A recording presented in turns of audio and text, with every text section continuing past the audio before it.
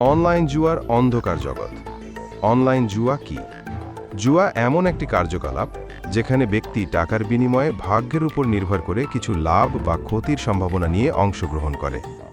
Online জুয়া হচ্ছে সেই জুয়া কার্যক্রমেরই আধুনিক ডিজিটাল রূপ, যা ইন্টারনেটের মাধ্যমে পরিচালিত হয়। এখানে খেলোয়াড়রা মোবাইল ফোন, কম্পিউটার বা ট্যাবলেট ব্যবহার করে বিভিন্ন গেম, বাজি ধরা, স্পোর্টস বেটিং বা ক্যাসিনো খেলায় অংশগ্রহণ করে। অনলাইন জুয়া মূলত সাইট, অ্যাপ বা সোশ্যাল মিডিয়ার মাধ্যমে পরিচালিত হয়।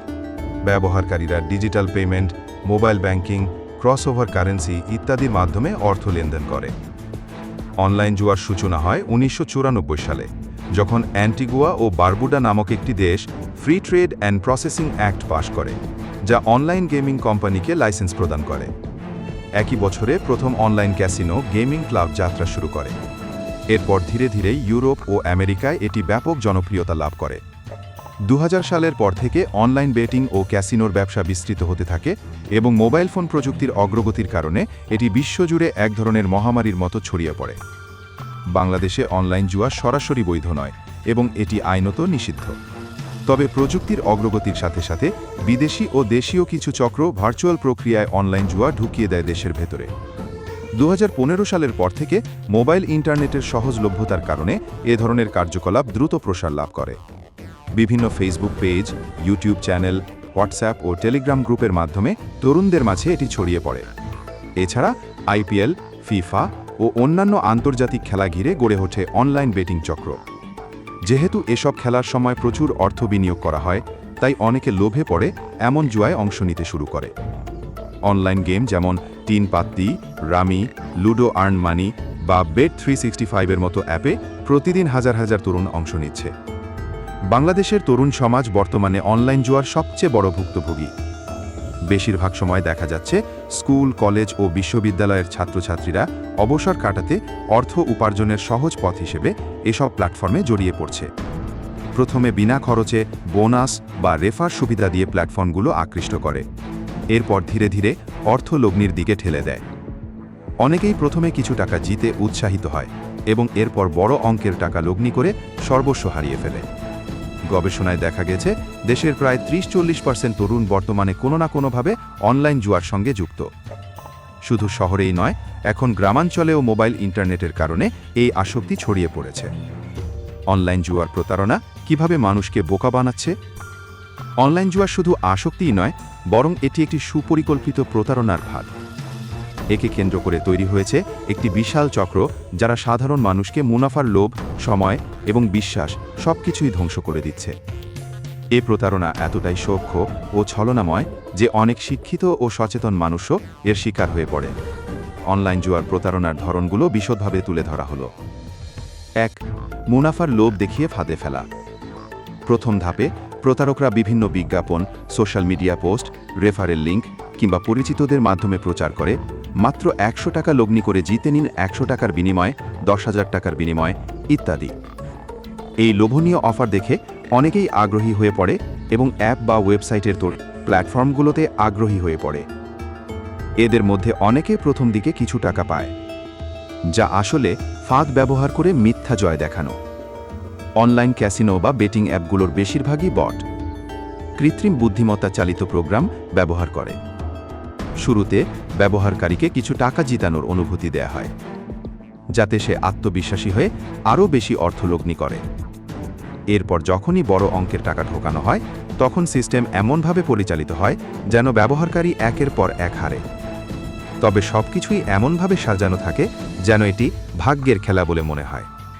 প্রতারকরা অনেক সময় ব্যবহারকারীদের থেকে টাকা নিয়ে সাইট বা অ্যাকাউন্ট হঠাৎ করে বন্ধ করে দেয়। তখন ব্যবহারকারী আর তার লগ্নিকৃত অর্থ ফেরত পায় না। এছাড়া অনেক ক্ষেত্রে দেখা গেছে ব্যবহারকারী যখন বড় অঙ্কের টাকা জিতে ফেলে, তখন তাকে অ্যাকাউন্ট ভেরিফিকেশন, নিয়ম লঙ্ঘন বা কেওয়াইসি ইনকমপ্লিট ইত্যাদি অজুহাতে টাকা দেওয়া হয় না।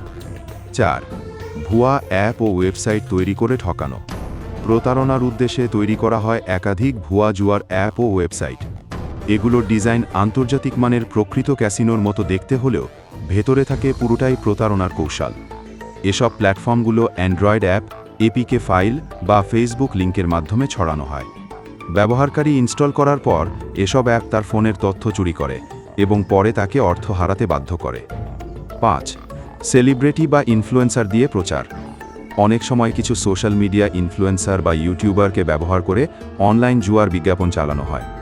তারা নিজেদের লাভের অংশ পেয়ে সাধারণ মানুষকে অর্থ উপার্জনের সহজ উপায় বলে এই প্ল্যাটফর্মে যুক্ত করে। এইভাবে যারা ইনফ্লুয়েন্সারের উপর বিশ্বাস করে তারাও প্রতারণা শিকার হয়। 6. রেফারেল চক্রের মাধ্যমে বড় চক্র গঠন। অনলাইন জুয়ার আরেকটি বড় প্রতারণামূলক দিক হল রেফারেল ইনকাম কৌশল। এখানে বলা হয় আপনি অন্যকে যুক্ত করলে তার ইনকামের একটা অংশ আপনি পাবেন। এর ফলে পিরামিড স্কিম বা চেইন মার্কেটিংয়ের মতো একটি জুয়া ভিত্তিক প্রতারক নেটওয়ার্ক গড়ে ওঠে। এতে এক ব্যক্তি অন্য 5 জনকে যুক্ত করে এবং সবাই একে অপরের ক্ষতির কারণ হয়ে দাঁড়ায়। ফেক রিভিউ ও ফেসবুক কমেন্টে মিথ্যা তথ্য। অনলাইন জুয়ার সাইটগুলো নিজেদের বিশ্বাসযোগ্য প্রমাণ করতে গুগল রিভিউ, ইউটিউব ভিডিও ও ফেসবুক কমেন্টে ভুয়া প্রশংসা ছড়িয়ে দেয়। আমি 500 টাকা দিয়ে 50,000 জিতেছি, এটাই সবচেয়ে ভালো সাইট, এমন মন্তব্য করে অনেকেই বিশ্বাস করে ফেলেন।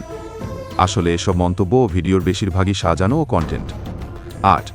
মোবাইল ব্যাংকিং বা বিকাশ নম্বর ব্যবহার করে ফাঁদ।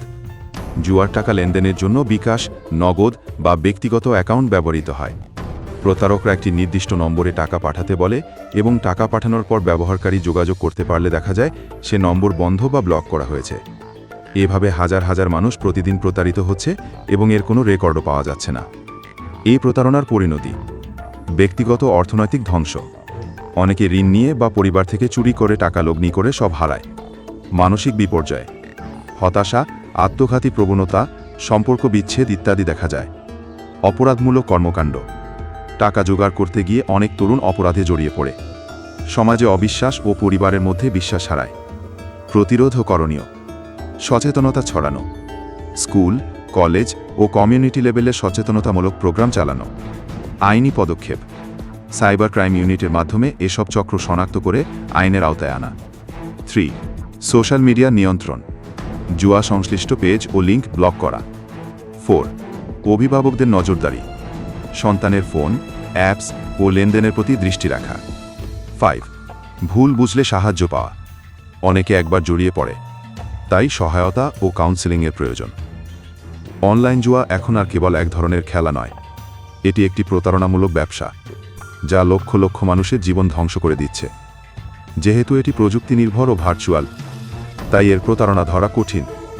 কিন্তু সচেতনতা, আইন প্রয়োগ ও সামাজিক দায়িত্ববোধের মাধ্যমে এই অন্ধকার থেকে মুক্তি সম্ভব।